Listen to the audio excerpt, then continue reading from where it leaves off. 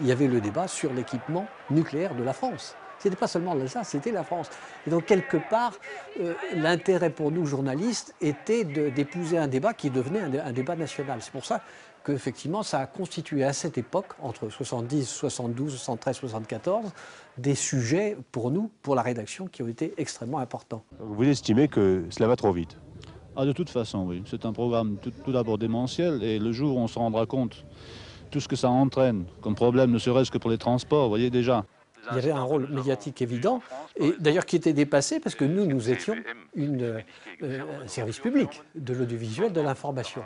Et donc l'apparition d'un premier outil d'information privé, non public, c'est-à-dire associatif, exactement, qui était Radio Verte Fessenheim, ça amenait un certain trouble et une certaine forme de concurrence, parce que Radio Verte Fessenheim, qui émettait au début avec des moyens extrêmement limités, jouait un petit peu à donner une information qui leur paraissait, eux, une information objective, en essayant de nous discréditer, en disant, eux, c'est une information officielle. Donc il y avait ce débat-là qui était déjà, sous-jacent à l'exercice du métier, de notre métier de journaliste.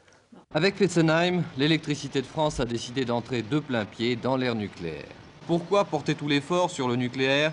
L'électricité de France cherche à l'expliquer le plus clairement partout là où on peut se poser la question, à Fessenheim notamment. À l'époque, EDF avait quand même une tendance à garder beaucoup de secrets. Donc c'était très difficile de pénétrer les enceintes de construction. Ils ne voulaient pas voir. Donc on montait sur des promontoires à l'extérieur pour pouvoir filmer.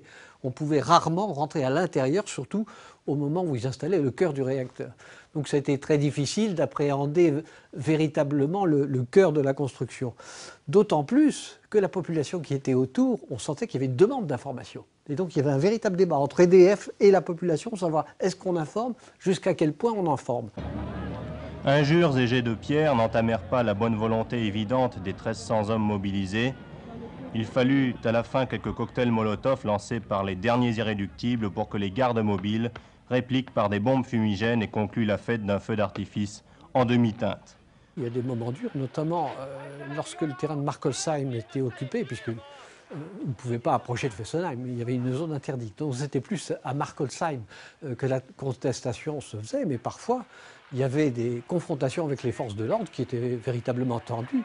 Et là, il fallait faire le métier de journaliste, mais je crois qu'on a essayé, à cette époque-là, de le faire de la manière la plus indépendante possible. Et voilà, en tout cas, qui montre l'ampleur du problème, de quelle manière peut être engagée cette bataille de l'environnement qui n'est pas une bataille facile, qui demande certainement de la passion de la part de chacun, mais surtout et avant tout, aujourd'hui plus que jamais, de la rigueur dans le jugement, plus de réflexion et une analyse plus approfondie.